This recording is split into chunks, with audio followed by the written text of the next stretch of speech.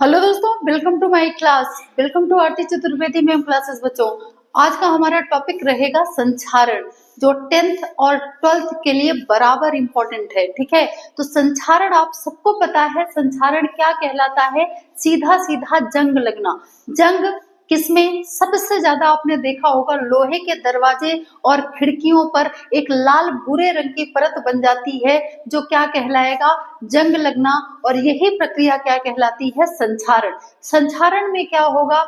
वायु और नमी की उपस्थिति में, मतलब हवा और पानी जब दोनों उपस्थित रहेंगे तो इसका क्या हो जाएगा? लोहे का क्या हो जाएगा? ऑक्सीकरण, मतलब ऑक्सीजन जुड़ जाएगी, हाइड्रोजन क्या हो जाएगा? निकल जाएगा। और यही प्रक्रिया क्या कहलाती है? संचारण।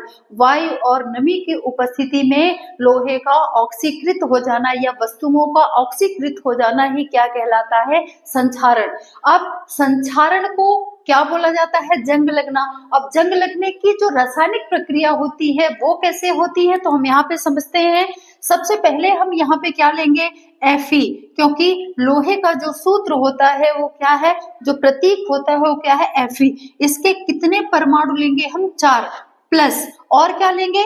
क्योंकि किसकी उपस्थिति है? लोहे की और ऑक्सीजन की, तो यहाँ पे हम ऑक्सीजन लेंगे। कितना? कितने परमाणु? 3 दूनी 6 प्लस और किसकी उपस्थिति रहेगी? पानी की। तो पानी के लिए हम यहाँ पे 2xH2O। तो 3 चीजों की वजह से ही तो जंग लगता है।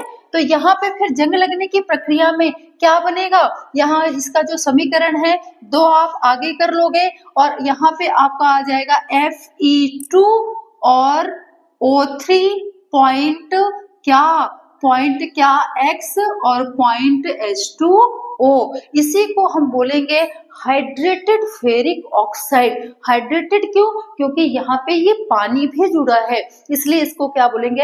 हाइड्रेटेड फेरिक ऑक्साइड, जो किसका रासायनिक सूत्र है? जंग लगने का। तो समझिएगा बच्चों, आयरन 4 था तो यहाँ पे 2 दूनी 4 हो गया।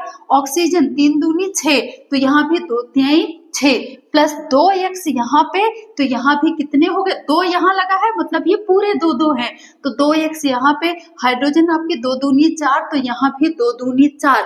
ऑक्सीजन आपकी 2, तो ऑक्सीजन कितनी हो गई? 2। तो ये आपका संतुलित आपका संचारण का समीकरण हो गया। ठीक है, तो ये चीजें समझ में आ गई ना कि जंग लगने की प्रक्रिया क्या है? लोहा या किसी पदार्थ का वायु और नमी की उपस्थिति में ऑक्सीकृत हो जाना ही क्या कहलाता है? संचारण। क्लियर है ना?